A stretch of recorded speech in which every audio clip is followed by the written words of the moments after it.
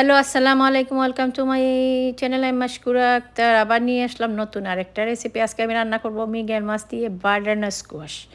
আপনারা খেয়ে খাইছেন বাটারনাট স্কোয়াশ? খাওয়া যায়, শুধু এটা নয়, ভাজি আর স্যুপ খাওয়া যায় না, রান্না করে খাওয়া যায়, অনেক স্বাদ। এটা মিষ্টি কুমড়ার মতো লাগে। এটা আমি একটা হাঁড়ির মধ্যে তেল দিয়েছি। তেল দিয়ে আমি এটার মধ্যে দিয়েছি পেঁয়াজ বাটা, রসুন বাটা একটু, আর দিয়েছি লবণ। দিয়ে আমি পেস্টটাকে ভালোভাবে ভেজে নেব। পেস্টটা ভাজা হয়ে গেলে তারপরে আমি গুঁড়ো মশলাগুলো অ্যাড করে দেবো। আমার পেস্টটা ভাজা হয়ে গেছে, আমি একটু পানি দিয়ে আমি পেস্টটা ভেজে নিয়েছি।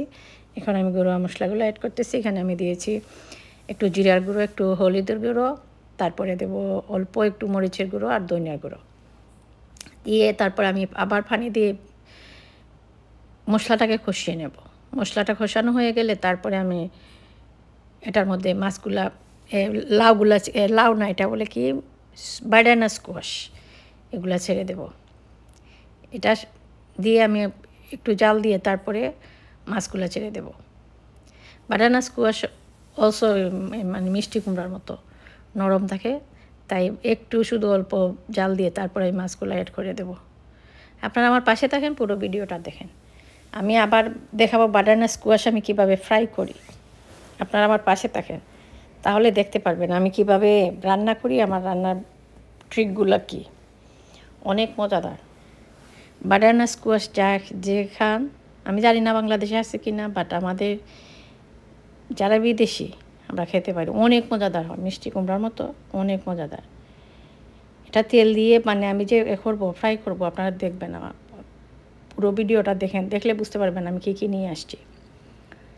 এখন আমার লাউটা একটু অল্প সিদ্ধ করে আমি মাছগুলো ছেড়ে দিয়েছি। দিয়ে আমি এখন একটু পানি দিয়ে, পরিমাণ মতো পানি দিয়ে আমি এটা রেখে রাখবো।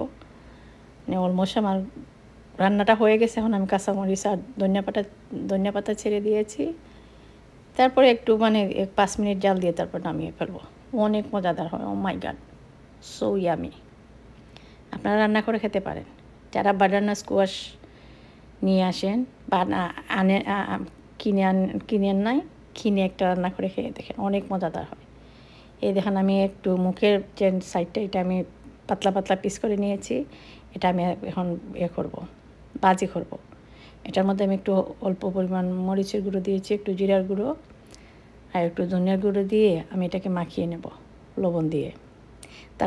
তারপর এটার মধ্যে আমি একটু দেব all purpose flour, self raising all purpose flower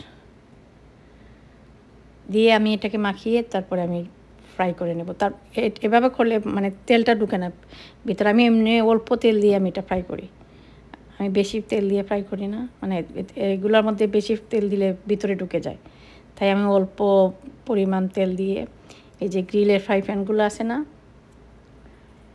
ওই যে আয়রনের ফ্রাই প্যানের মধ্যে আমি এগুলা ফ্রাই করি। দেখছেন আমি অল্প পরিমাণ অলিভ অয়েল দিয়েছি।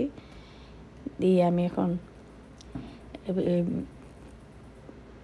বাটারনাট স্কোয়াশগুলো ছেড়ে দেব। অনেক মজাদার হয়, আপনারা ট্রাই করতে পারেন। আপনারা যদি মানে ময়দা চান না, ময়দা না দিয়েও করতে পারেন।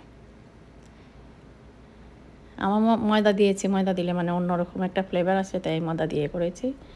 আপনারা ট্রাই করতে পারেন, ময়দা ছাড়াও করতে পারেন, অনেক মজাদার হয়। অল্প তেল দিয়ে করবেন, বেশি তেল দেবেন না। এটা গ্রিলের মতো হয়ে যায়। যখন আয়রনের ফ্রাই প্যানে দিবেন তখন একটা গ্রিলের মতো হয়ে যায়। এই দেখেন, অনেক মজাদার। ট্রাই করবেন। আমার পুরো ভিডিওটা যদি ভালো লাগে আপনাদের কাছে, দেখে লাইক কমেন্ট করে শেয়ার করে দিবেন, সবাইকে দেখার সুযোগ করে দিবেন। সবাই যেন আমার মতো রান্না করে খেতে পারে। আমি চাই আমি যা রান্না করি তাই আমি আপনাদের সাথে শেয়ার করি। এই দেখেন নিচটা কি সুন্দর হয়েছে। এই দেখেন আমার এগুলো অনেক মজাদার, বেগুনির মতো লাগে। আমি বেগুনিও মানে এইভাবে, মানে আমি গ্রিল ওভেনের মধ্যে গ্রিল করি বেগুনি, অনেক ভালো লাগে। ভালো থাকেন, সুস্থ থাকেন, আমার জন্য দোয়া করবেন। আল্লাহ হাফেজ।